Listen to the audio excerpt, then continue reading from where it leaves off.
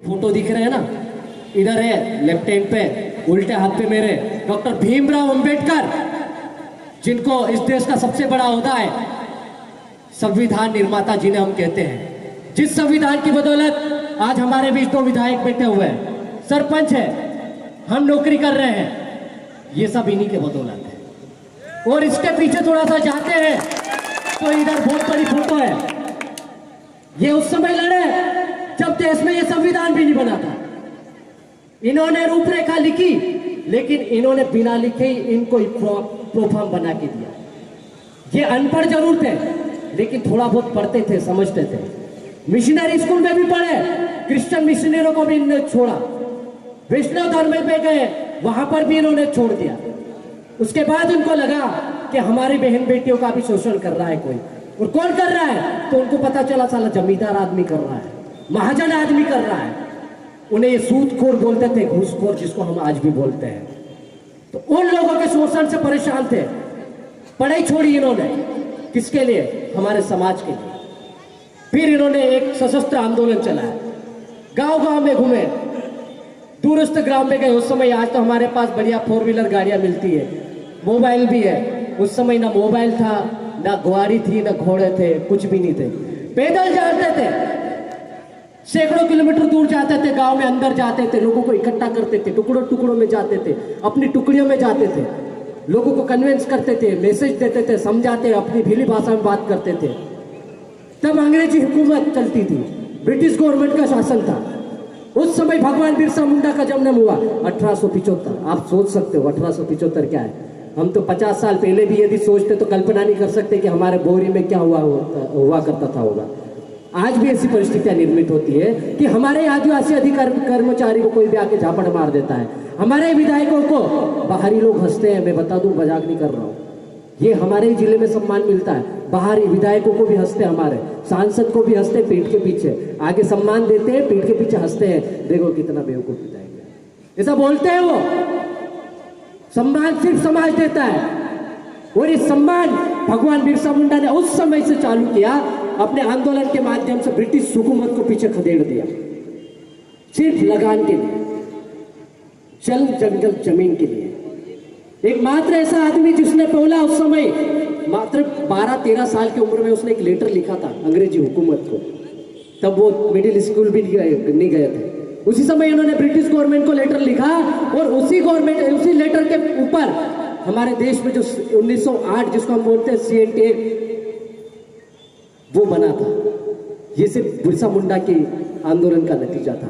आज हमारे पास आधा एकड़, 2 एकड़, 4 एकड़, 1 हेक्टर जो जमीनें हैं, वो सब इस महामानव की देन है। इस आदमी ने उस समय बोला, आधे कपड़े पहन के खुले बदन से निकलता था, कुश्तियां बांध के, जैसे आज भी हमारे गांव में लोग मिलते हैं। हम जींस पैंट पहन के मस्ती आगे हैं, मस्ती ज्यादा मार रहे हैं मोबाइल में उल्टी सीधी चीजें देख के। लेकिन यह आदमी उस समय आधे कपड़े पहन के गांव में जाता था और समझाता था कि अंग्रेजों को बोला इन्होंने, बोले कि तुम कौन होते हो, बाहर के लोग आए हुए, हम इस देश के मालिक है, इस देश में हमारा खून बहा है, इस जमीन के लिए हमारे पूर्वजों ने खून बहाया है, इस देश में हमारे पुरखों ने खेती बाड़ी की है, तुम बाहर से आकर हमसे टैक्स वसूलने वाले कौन होते हो? और इसी लेटर के ऊपर, इसी आंदोलन के ऊपर 1898 का लैंड एक्विजिशन एक्ट है बना, जिसे हम भूमि संपादन अधिनियम बोलते हैं। इतना बड़ा आंदोलन उस समय, 25 साल का युवा, आप सोच सकते हो 25 साल के युवा में हमारे लड़के चिड़ी मार करते हैं, लाइन मारते हैं, इधर घूमते हैं, उधर घूमते हैं, मस्ती मारते हैं, चांदरी कटिंग कराते हैं, फलाना करते हैं, ठिमका करते हैं, यही चल रहा है ना, थोड़ा के बैठ के सिगरेट पीते हैं। लेकिन उस समय उन्होंने यह आंदोलन खड़ा किया, जिसकी बदौलत आज हम सब खड़े हैं। भाई हम ये गलत कर रहे हैं क्या यदि उनकी बिरसा मुंडा की रथ यात्रा निकाल रहे तो? जिले में हमने मूर्ति स्थापित की तो गलत किया है क्या? हमने पूरे देश में बिरसा मुंडा को याद करने पे मजबूर कर दिया है। ये सब आप हम सब की ताकत है। आज देश का प्रधानमंत्री भी बिरसा मुंडा जयंती मना रहा है, गृह मंत्री भी मना रहा है, हमारे प्रदेश के मुख्यमंत्री जी भी मना रहे हैं, और कल आपने लेटर देखा होगा।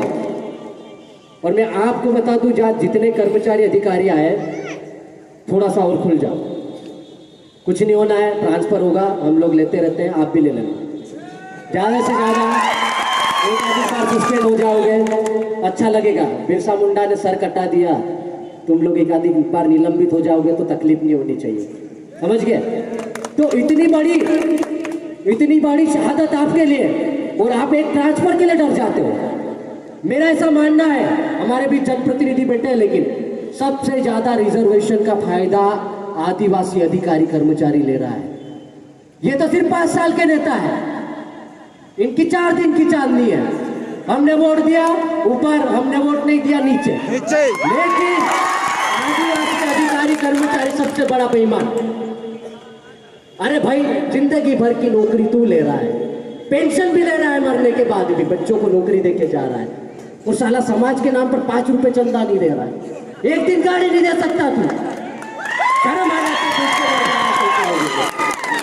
मतलब भाड़े की भीड़ बढ़ाने जाते हो, समाज के कार्यक्रम में नहीं आते हो। किसकी गलती है? तुम्हारा डीएनए चेक कराओ, कहीं ना कहीं गड़बड़ लग रही है हमको। आदिवासी का खून, आदिवासी का डीएनए समाज के साथ होता है। हमारा आदमी सेडे के लिए सर कटा देता है, दूसरे आदमी का साथ नहीं देता। और जो लोग दूसरे आदमी के साथ हमारे खिलाफ खड़े हैं, वो दूसरी सेना के सेनापति है, और हमको हमारे ही भाई से लड़ना। अभी भाई मुकेश बोल के गए, हमको हमारे ही भाई से लड़ना है। उनको मालूम है 3% आदमी हमारा कुछ नहीं कर सकता, 3% आदमी अपने गांव का पंच भी नहीं बन सकता। वो कैसे जिले में जिलाध्यक्ष बन के बैठ जाता है यार, सोच सकते हैं आप? विधायक हमारा, सांसद हमारा, नेता हमारे, पूरे 97% पॉपुलेशन हमारी, तो ये 3% कहां से आ गए जिले को चलाने वाले? तो ये 3% जो लोग हैं, वही हम 4 में से 1 को उधर खींच के ले जा रहे हैं, वहां ले जाते हैं और उनकी टीम में सबसे आगे कर देते हैं। फिर हमारा आदमी गर्व के साथ खुश हो जाता है, आज तो मेरे साथ में इतने हो गए। उनको डीजे मिल जाता है, उनको पैसा मिल जाता है, उनको ठेके भी मिल जाते हैं, उनको जो चाहे मिल जाता है। हमारा आदमी आज भी बेरोजगार बन के बेरोजगारी का आंदोलन कर रहा है, और कुचलने के लिए पूरा शासन प्रशासन उसमें लग जाता है। तो जमीनी स्तर पर कौन आंदोलन कर रहा है? आदिवासी समाज का बेरोजगार, शोषित, पीड़ित व्यक्ति।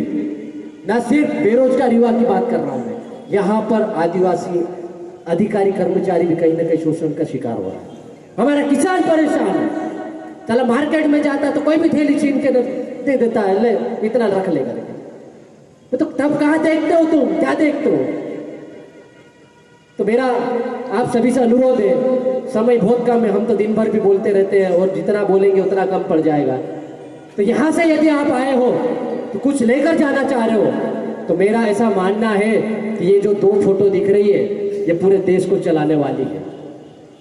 एक इनका माइंड था जिन्होंने देश में उलगुलान करके अंग्रेजों तक को पीछे हटने पे मजबूर कर दिया, और एक ये बाबा साहब है जिसका स्टेच्यू आज विश्व की सबसे अच्छी यूनिवर्सिटी कैलिफोर्निया में लगा है। हमारे देश में नहीं पूछते उनको, हमारे आज भी इनकी मूर्ति के सर को तोड़ा जाता है, बिरसा मुंडा की मूर्ति को खंडित करने की कोशिश की जाती है, लेकिन विदेश में इनकी मूर्ति बना के उनकी पूजा की जा रही है। तो गद्दार कौन? हम सब गद्दार हुए ना। तो हमें अगली कड़ी में बाबा साहब की मूर्ति भी स्थापना करनी है, और जन जन तक इनके विचार भी पहुंचाने हैं। और हम लोग संवैधानिक दायरे में रहकर लड़ने वाले लोग हैं। आपको संविधान की हर जानकारी होना चाहिए, और ये 5वीं अनुसूचित क्षेत्र है या 13(3) का लागू है। 13(3) का मतलब स्वशासन रूढ़िगत ग्राम सभा को ही सर्वप्रथम बल है।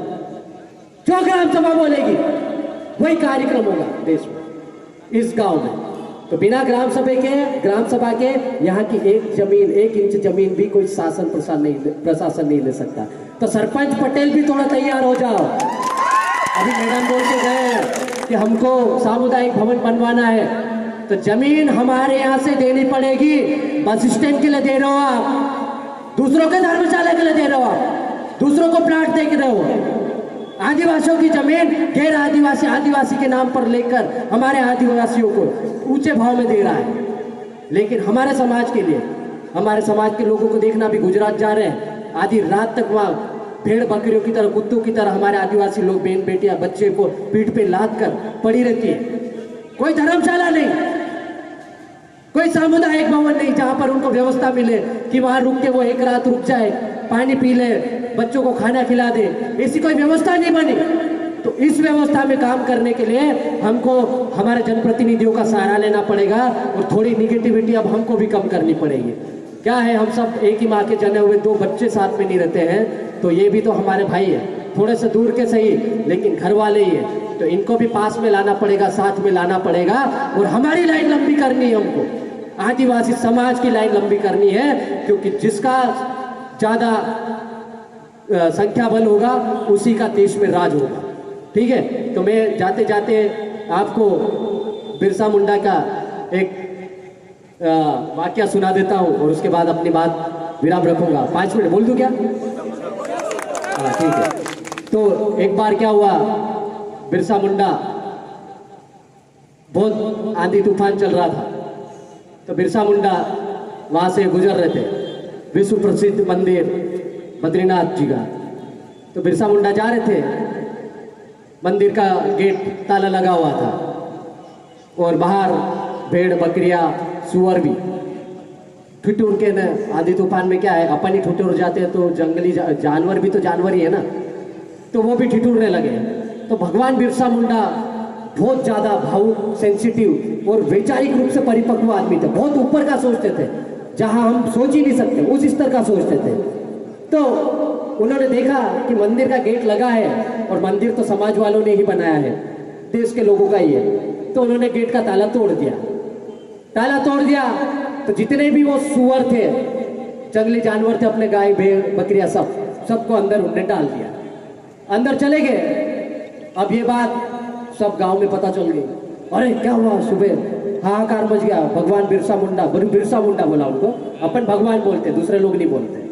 तो बिरसा मुंडा ने मंदिर का ताला तोड़ा और वहां पर मंदिर के अंदर भेड़ बकरी और सूरों को डाल दिया, तो हमारा मंदिर तो अपवित्र हो गया, हमारा मंदिर खराब हो गया, अब इसको पवित्र करना पड़ेगा। उन्होंने सुबह पंचायत बुलाई, भयंकर ऐसे जैसे अपने गांव में पटले ने बिठाते ना, झगड़ा तुम नहीं, तो सब बसाड़िया आए, सबने बोला, ए बिरसा तूने गलत किया, कैसे ताला तोड़ दिया?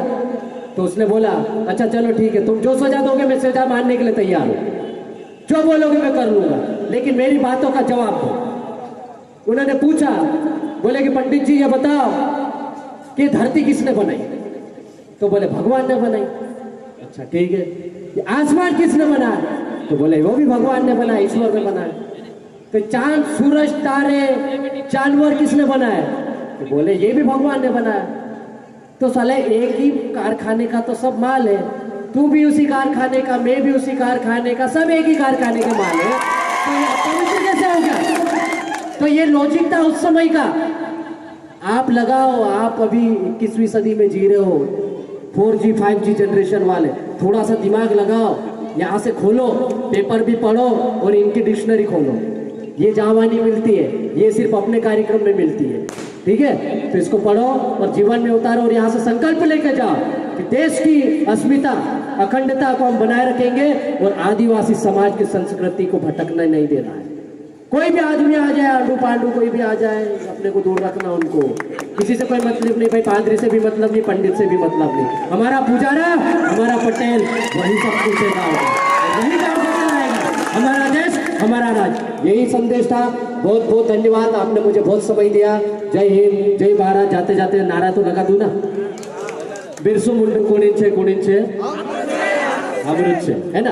अभी आपको पता होगा, कुछ लोग लिख रहे थे फेसबुक पे, मैंने देखा 8 दिन से भयंकर माहौल चल रहा है, तो वो बोले कि भगवान बिरसा मुंडा शिव जी का अवतार थे, न कुछ बोले विष्णु जी का अवतार थे। तो तुम्हारे घर में तो फोटो ही नहीं है, फोटो तो हमारे घर में और हम रैली निकाल रहे हैं। तो भगवान तुम मान रहे हो तो तुम्हारे घर में पहले लगाओ, हम तो लगा ही रहे, मूर्ति भी लगा दी हमने। तो चलो, बिरसा मुंडा कोणिंचे, भूखा में भी हो, जोर से बोलो, बिरसा मुंडा